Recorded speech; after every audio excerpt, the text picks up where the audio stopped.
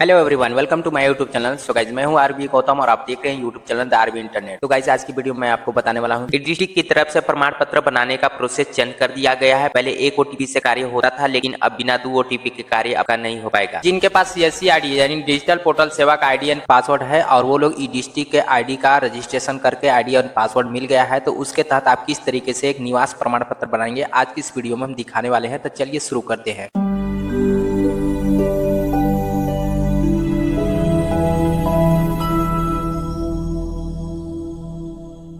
तो सबसे पहले निवास प्रमाण पत्र बनाने के लिए आपके पास जरूरी डॉक्यूमेंट एक कलर पासपोर्ट साइज फोटो होना चाहिए। इसके बाद आधार कार्ड के साथ मोबाइल नंबर लिंक होना चाहिए, परिवार रजिस्टर होना चाहिए चाहे राशन कार्ड, और लास्ट में आपके पास एक डिक्लेरेशन फॉर्म होना चाहिए। और इन सभी डॉक्यूमेंट का साइज जो है कि 100 KB के अंडर होना चाहिए या 100 KB तक ही होना चाहिए। जब आप किसी भी ब्राउजर को ओपन करके और यहाँ पे ई डिस्ट्रिक्ट टाइप करते हैं, इसके बाद पहले वाले वेबसाइट पे क्लिक करके आप इस साइट पे आ जाते हैं और यहाँ से अब आपको लॉगिन वाले ऑप्शन पे क्लिक करना है और इसके बाद ई डिस्ट्रिक्ट लॉगिन पे आपको क्लिक करना है और यहाँ पर आप लॉगिन टाइप में सीएससी ई डिस्ट्रिक्ट यूजर सेलेक्ट करेंगे, अपना आईडी और यहाँ पे पासवर्ड और यहाँ पे कैप्चा को फिल करके और सबमिट करेंगे तो आप अपने ई डिस्ट्रिक्ट के डैशबोर्ड पैनल में लॉगिन हो जाएंगे।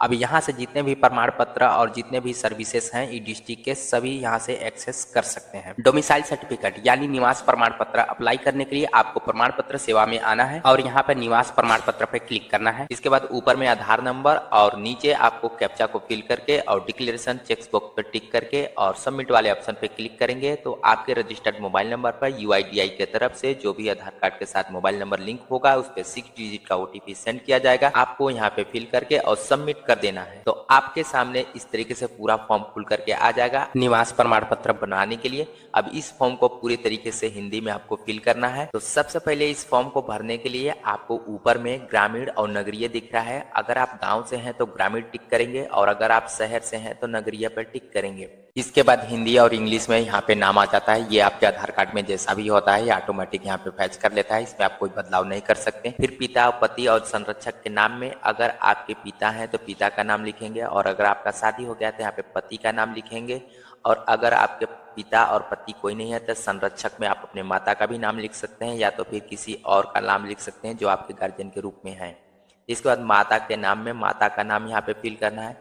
वर्तमान पता अब आपको यहाँ पे पूरा फिल करना होगा, जैसे अपना मकान नंबर जो आपके परिवार रजिस्टर में मिल जाता है। फिर मोहल्ला पोस्ट आपको फिल करना है। इस पर जनपद यानी अपना जिला सिलेक्ट करना है, ये ऑटोमेटिक सिलेक्ट रहेगा जिस जिले से आप रहेंगे। इसके बाद आपको अपना तहसील यहाँ पे सिलेक्ट करना है, किस तहसील से है। इसके बाद यहाँ पे अपना थाना सिलेक्ट करना है। फिर यहाँ पे अपना ग्राम पंचायत सिलेक्ट करना है। जन्म तिथि यहाँ पर आधार कार्ड से ऑटोमेटिक फैच कर लेता है, अगर आप इसमें बदलाव करना चाहते हैं तो यहाँ से सिलेक्ट कर लीजिएगा। यहाँ पर अपने जन्म का स्थान का नाम लिख देंगे जहाँ भी हुआ है, शहर में या गाँव में। फिर अपना मोबाइल नंबर आपको फिल कर देना है। फिर यहाँ पे निवासी का अवधि यानी कब से आप यहाँ पे निवास करते हैं उसका अवधि आपको सिलेक्ट कर देना है। अगर आप जन्म से हैं तो जन्म पे टिक कर देंगे। जैसे 2000 में आपका इलाहाबाद में जन्म हुआ है तब से अब तक आप इलाहाबाद में ही रहते हैं और आपका परमानेंट एड्रेस इलाहाबाद का ही है और वहीं के लिए आप निवास प्रमाण पत्र अप्लाई कर रहे हैं तो यहाँ पर जन्म से पे ही टिक कर देंगे। और अगर आप कुछ सालों से हैं तो यहाँ पे वर्ष भरे पे क्लिक करके आप उतने वर्ष फिल करेंगे जितने वर्ष से इस पते पर हैं। जैसे 2000 सन में आपका जन्म इलाहाबाद में हुआ है और अब आप 2005 के बाद आगरा में रहते हैं और अब आपका परमानेंट एड्रेस जो है कि आगरा हो गया है और वहीं के लिए आप निवास प्रमाण पत्र अप्लाई करवा रहे हैं तो आप यहाँ पे वर्ष भरे पे टिक करके आप 2005 से 2025 के बीच में आपको 20 साल हो गए तो यहाँ पे 20 वर्ष जो है कि फिल कर देना है। इसके बाद प्रमाण पत्र बनवाने का कारण आपको देना पड़ेगा कि किस वजह से इस प्रमाण पत्र को आप बनवाना चाहते हैं यानी किस कार्य के लिए, जैसे स्कूल कॉलेज में एडमिशन या छात्रवृत्ति अप्लाई करने के लिए या फिर किसी अन्य कार्य के लिए। तो यहाँ पे जिस कार्य के लिए अप्लाई कर रहे हैं यहाँ पर उसका नाम फिल कर सकते हैं मैनुअली। अब यहाँ पर क्या इससे पूर्व प्रमाण पत्र जारी हुआ है तो हाँ कर देंगे तो आपको प्रमाण पत्र संख्या डालना पड़ेगा और नहीं हुआ है तो यहाँ पे नहीं कर देंगे तो कोई भी संख्या आपको डालना नहीं पड़ेगा। आवेदन का शुल्क भुगतान कर दिए हैं तो यहाँ पर हाँ कर सकते हैं या ना कर सकते हैं या एनए कर सकते हैं, यहाँ पे कोई फर्क नहीं पड़ता है। फिर राशन कार्ड संख्या यानी परिवार आईडी जो होता है राशन कार्ड का नंबर यहाँ पर वो ऑटोमेटिक फैच कर लेता है अगर आपके राशन कार्ड में आपका नाम है तो। अब यहाँ पे संलग्न शीर्षक में आपको फाइल यानी अपना डॉक्यूमेंट अटैचमेंट करना पड़ेगा तो सबसे पहले यहाँ पे सिलेक्ट करेंगे और आप कौन सा यहाँ पे डॉक्यूमेंट अपलोड करना चाहते हैं, यहाँ पे उनका नाम सिलेक्ट करेंगे। जिससे अगर फोटो आप अपलोड करना चाहते हैं वो आपके पास फोटो है तो फोटो पे टिक करेंगे, इसका ब्राउज पे क्लिक करके आप अपलोड कर सकते हैं।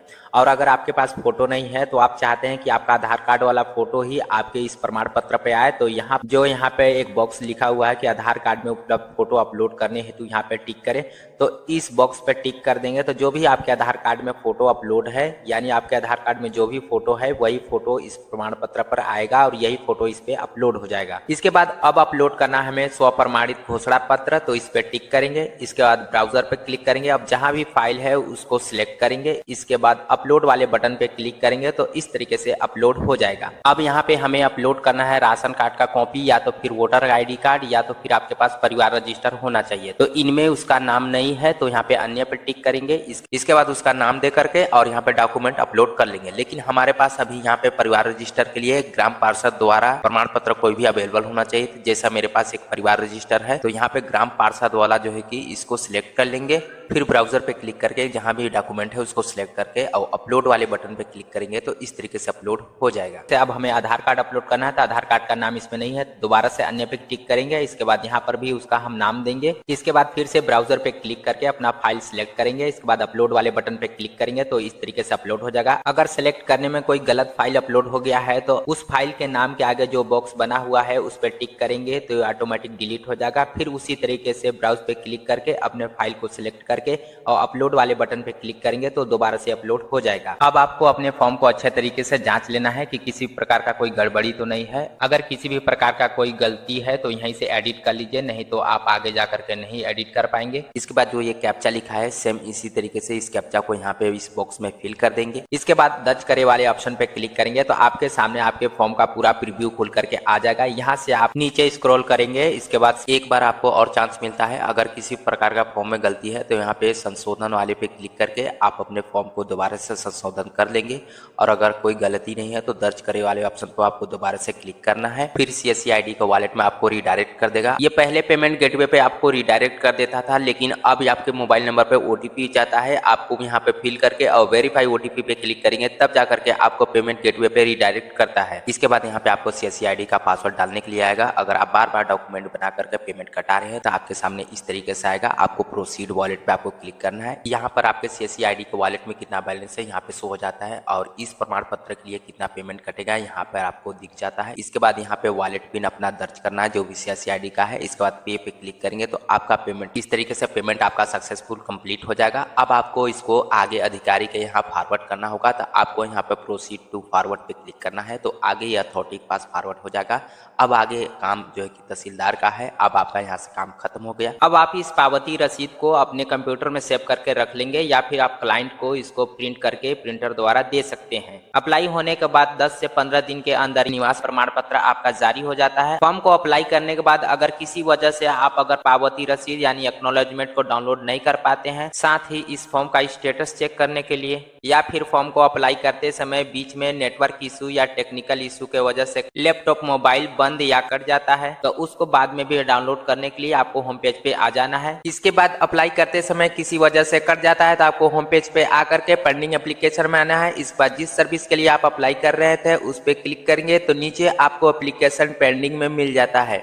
यहाँ पर वही एप्लीकेशन आपको दिखता है जो आप अप्लाई करते समय पेमेंट करने के बाद कट जाता है या पेमेंट के समय ब्लैंक पेज हो जाता है, तभी इस पेज पर आना है। और अगर पेमेंट के पहले ही किसी वजह से कट जाता है तो आपको पेंडिंग एप्लीकेशन में एप्लीकेशन शो नहीं होगा। आपको दोबारा से निवास प्रमाण पत्र या किसी भी सर्विस के लिए अप्लाई फॉर्म भरकर करना पड़ेगा। अगर आपका पेंडिंग एप्लीकेशन में एप्लीकेशन शो होता है तो उस पर क्लिक करेंगे। इसके बाद फॉर्म भरते समय जिस स्टेप पर रुके रहेंगे उसी स्टेप पर आप पहुंच जाएंगे। इसके बाद फॉर्म भर करके दर्ज करे वाले ऑप्शन पे क्लिक करेंगे। इसके बाद उसी तरीके से पेमेंट करके अपने एप्लीकेशन को फॉरवर्ड तहसीलदार के पास कर देंगे।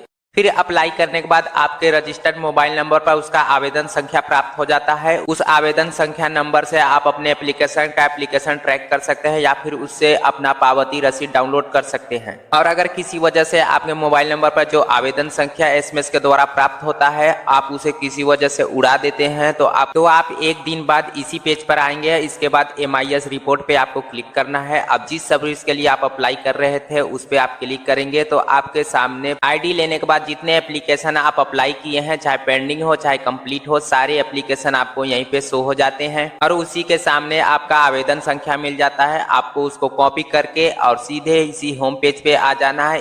इसके बाद तीसरे नंबर पर स्टेटस एक्नॉलेजमेंट रिसिप्ट पे आ जाना है। तो यहाँ पे आपको दो ऑप्शन दिखाई देते हैं। पहला आपको दिखाई देता है स्टेटस ट्रैक के लिए, दूसरा आपको दिखाई देता है एक्नॉलेजमेंट रिसिप्ट। अब स्टेटस ट्रैक या आवेदन की स्थिति देखने के लिए आपको स्टेटस ट्रैकिंग पे क्लिक करना है। अब जो आवेदन संख्या आप कॉपी किए हैं उसी कॉपी को यहाँ पे पेस्ट कर देंगे। इसके बाद दर्ज करें का ऑप्शन पे क्लिक करेंगे तो आपके सामने इसका स्थिति आवेदन का दिखाई देने लगेगा। और अगर इसका एक्नॉलेजमेंट यानी पावती रसीद आपको डाउनलोड करना है तो एक्नॉलेजमेंट रिसीट पे क्लिक करेंगे। इसके बाद वही आवेदन संख्या यहाँ पे डाल करके दर्ज करे के ऑप्शन पे आपको क्लिक करना है तो आपके सामने पावती रसीद आ जाएगा। आप इसको प्रिंटर द्वारा प्रिंट करके कस्टमर को दे सकते हैं या पीडीएफ में डाउनलोड करके अपने कंप्यूटर में रख सकते हैं। और जब आप एप्लीकेशन को सबमिट करते हैं तो जब 10 से 15 दिन होने के बाद आपका एप्लीकेशन जब जनरेट हो जाता है, आपका आय प्रमाण पत्र बन जाता है तो आपको इसी होम पेज पर आ जाना है। इसके बाद आपको यहाँ पे इनबॉक्स वाला दूसरा स्थान पर दिख रहा है, इस पे आना है। फिर जिस सर्विस के लिए या जिस प्रमाण पत्र के लिए आप अप्लाई किए हैं, आने के बाद आपको यहीं पे उसका आवेदन संख्या दिख जाता है। आप उस पर क्लिक करेंगे तो आपके सामने उसका प्रमाण पत्र ओपन होकर के खुल जाता है। आप इसको प्रिंटर द्वारा प्रिंट करके कस्टमर को मोहर मार करके दे सकते हैं या फिर अपने कंप्यूटर में पीडीएफ में सेव करके रख लेंगे और बाद में उसे प्रिंट करके कस्टमर को मोहर मार कर दे सकते हैं। सो हे गाइस, तो ये था सीएससी आईडी के द्वारा डिस्ट्रिक्ट आईडी एंड पासवर्ड लिए थे, उसके थ्रू आय जाति निवास बनाने का कंप्लीट प्रोसेस। अगर आपको वीडियो पसंद आया तो लाइक शेयर एंड कमेंट कीजिएगा और किसी प्रकार का कंफ्यूजन है तो कमेंट कीजिएगा।